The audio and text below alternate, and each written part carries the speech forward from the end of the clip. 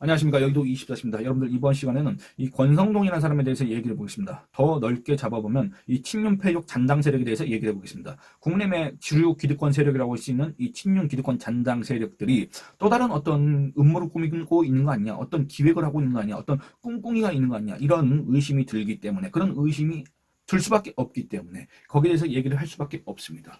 여러분들 권성동이 이제 자정이 지났기 때문에 어제가 됐습니다. 6월 5일 날 원내대표 사퇴 의사를 밝혔습니다. 근데 여러분들 이거 믿으십니까? 여러분들 이거 액면 그대로 받아들일 수 있습니까? 그렇지 않은 분들이 아마 대다수일 겁니다. 왜 그러냐면 권성동이는 애초에 사퇴 의사가 없었다고 생각이 되기 때문에 그렇습니다. 왜냐하면 여러분들 이번 대선 과정 다 지켜보셨겠지만 이번 대선 과정에서 이 권성동을 비롯한 친윤 패족 잔당 세력들이 이 국내 및 자기들의 당인 줄 알고 자기들의 사당인 줄 알고 이 쌍권 체제 있지 않습니까? 권영세 그리고 또 그다음에 권성동 이런 자들이 자기들이 뭐 전당대회를 통해서 선출된 대선 후보마저도 자기들이 갈아치우고 자기들이 원하는 사람을 갖다가 올릴 수 있는 그런 어떤 권한을 특권을 갖고 있는 것처럼 그걸 행사할 수 있는 것처럼 착각을 했는지 뭔지는 잘 모르겠으나 어쨌든 그런 일종의 전행을 했다는 것을 우리가 다 목도를 했지 않습니까? 그렇기 때문에 그 이후에 김용태라는 사람이 비상대책위원장을 했다고 하더라도 김용태는 속된 말로 얼굴 마담에 불과했고 사실은 그 배후에서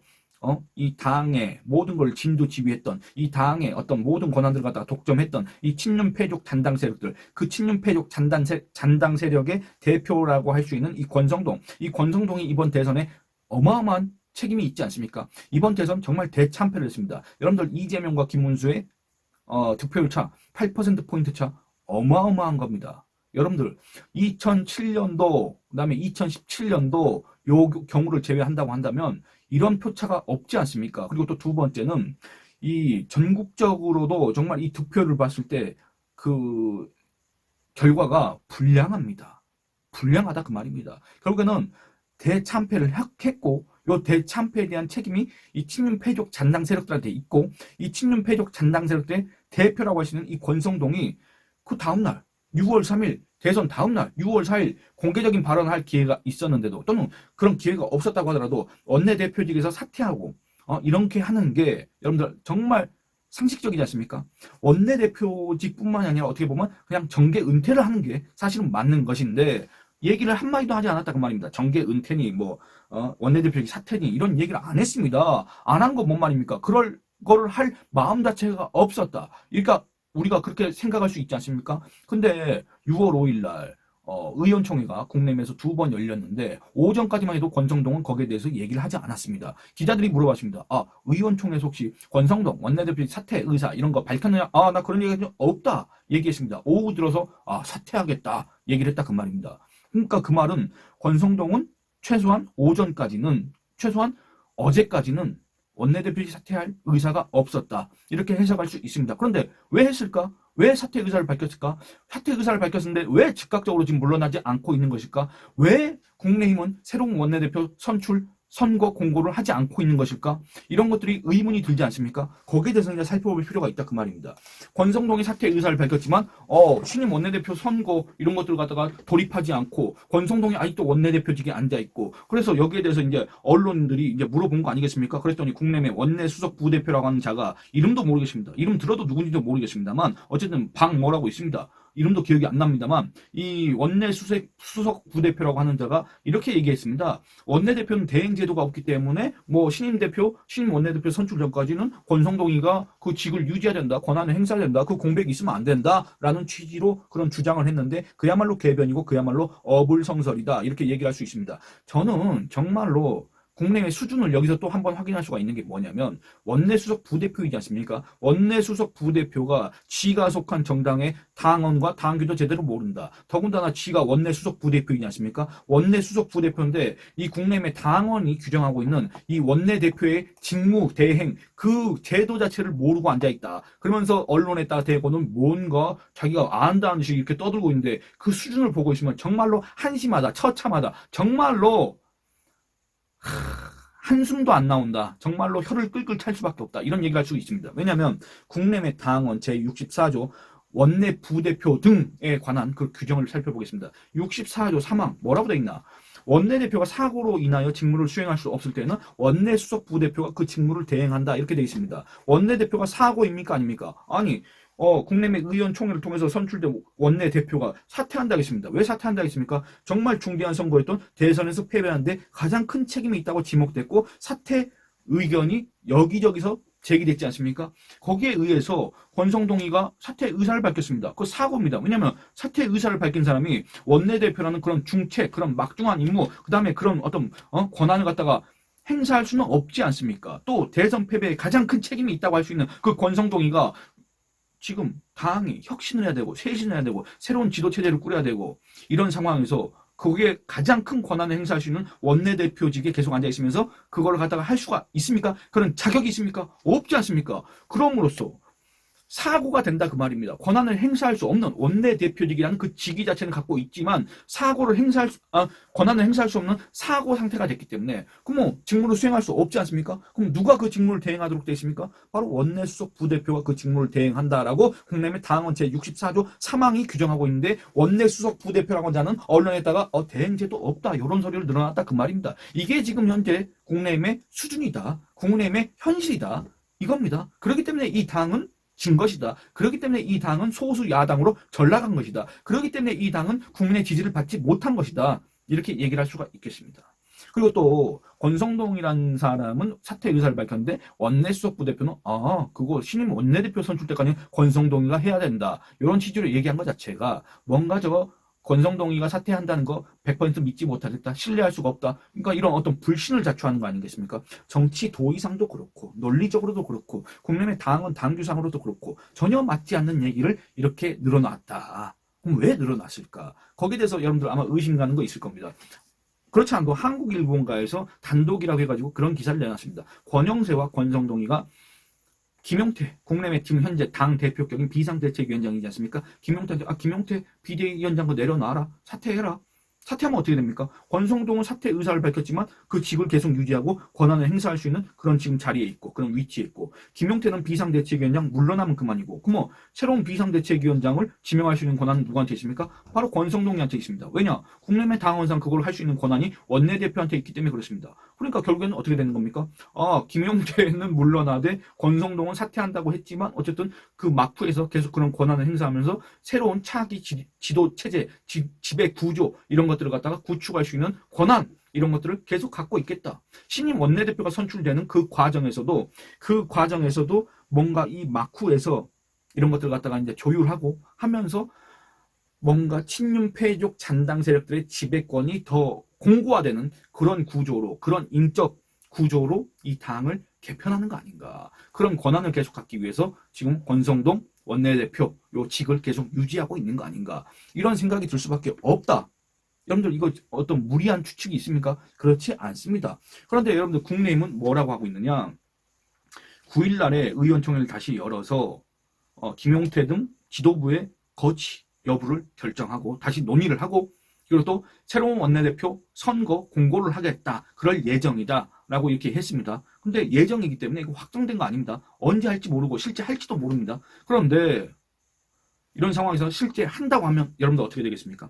9일 날 만약에 선거 공고를 한다? 그럼 신임 원내대표 언제 뽑습니까? 그것도 기약이 없습니다. 그것도 기약이 없지만 국내외 당규상으로는 9일 날 공고를 했을 때 12일 날 뽑을 수가 있습니다. 그러면 여러분들 지금 자정이 지났기 때문에 6월 6일입니다. 12일입니다. 6일, 일주일 정도의 시간이 있습니다. 여러분들 이거 일주일 긴 시간입니다. 이 일주일 동안에 어떤 작업들이 진행될지 모른다 그 말입니다. 그러면 여기에 대해서 한번 이제 살펴보도록 하겠습니다.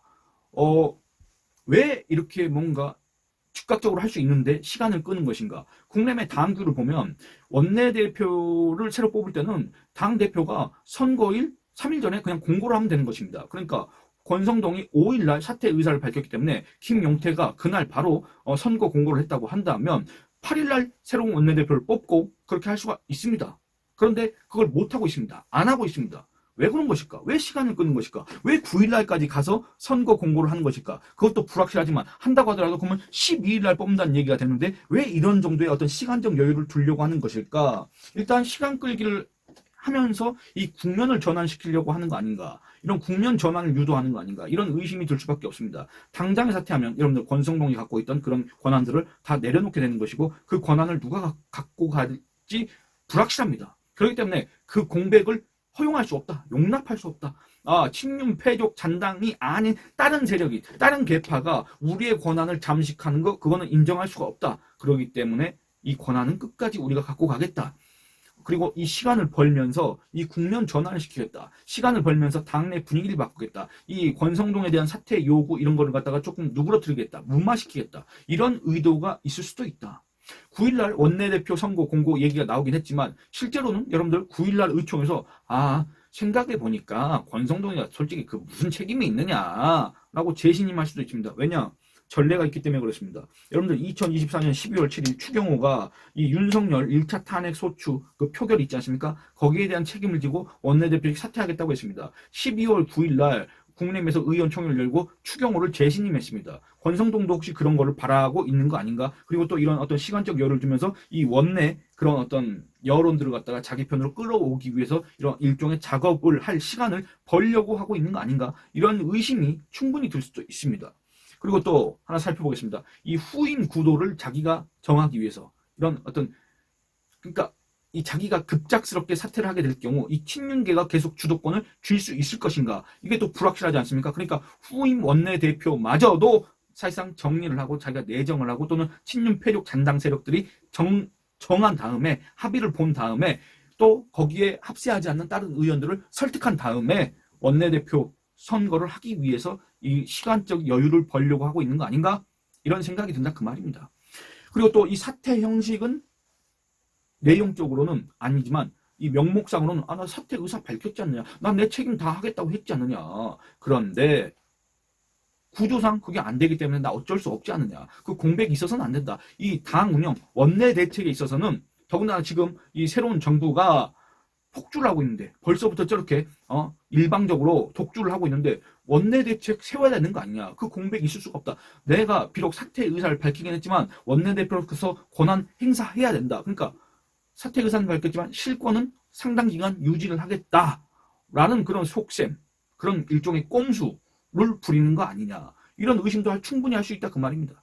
그러니까 이런 점들을 다 고려하면은 여러분들 권성동의 사퇴 의사는 신뢰하기가 어렵다. 애초에 권성동이라는 사람 자체가 신뢰하기 어려운 사람이다 라고 생각하실 분이 계시겠지만 그런 걸 떠나서 권성동의 이와 같은 사퇴 의사는 믿기가 어려울 뿐 아니라 지금 이 국내외 안에서 나오는 이 목소리들 그리고 또 이 진행되는 과정들 이런 것들을 보면 과연 권성동이 사퇴할 것인가? 이것마저도 의심된다 그 말입니다. 그러니까 이 김용태의 역할이 정말 중요할 수밖에 없는데 김용태는 당 대표이지 않습니까? 비상대책위원장이지 않습니까? 비상대책위원장이 6월 6일 지금이라도 여러분들 신임 원내대표 선거 공고를 하면 됩니다. 이건 국내외 당규상으로 나와 있는 내용입니다. 실제 아까 제가 추경호 사례를 말씀드렸지만 추경호 때 여러분들 했습니다. 12월 7일 날 추경호가 원내대표 사퇴 의사를 밝혔고 12월 9일 날 의총에서 재신임을 했지만 추경호는 나 사퇴 의사 확고하다 했기 때문에 그때 국내외 당 대표가 누구였습니까? 바로 한동훈 전 대표 있지 않습니까? 한동훈 전 대표 명의로 이런 공고가 떴습니다. 국내외 원내대표 선출 선거일 공고, 원내대표 선출 규정 제3조의 의거, 국내외 원내대표 선출 선거일을 아래와 같이 공고합니다. 일시 2024년 12월 12일 10시 장소 국회본관 예결위 회의장 2024년 12월 9일 국내외 당대표 한동훈 이렇게 나와 있습니다. 여러분들 그리고 또 하나 살펴보겠습니다. 국내외 원내대표 선출 의원총회 소집 원내대표 선출 규정 제4조의 의거 국내외 원내대표 선출 의원총회를 아래와 같이 개최합니다. 일시 장소 똑같고 날짜 2024년 12월 9일 국내외 당대표 한동훈 그리고 또 국내외 원내대표 선출선거 후보자 등록 신청 안내 이렇게 돼 있습니다. 2024년 12월 9일 국내외 원내대표 선출선거관리위원회라고 돼 있습니다. 이미 이런 공고가 있습니다. 그러니까 당대표가 그런 사유가 발생했을 때 즉각적으로 당규에 의해서 국내외 당규에 의해서 이 신임 원내대표 선출 절차에 돌입할 수가 있고 예를 들어서 6월 6일에 했으면 6월 9일 날 선출할 수 있다. 그 말입니다.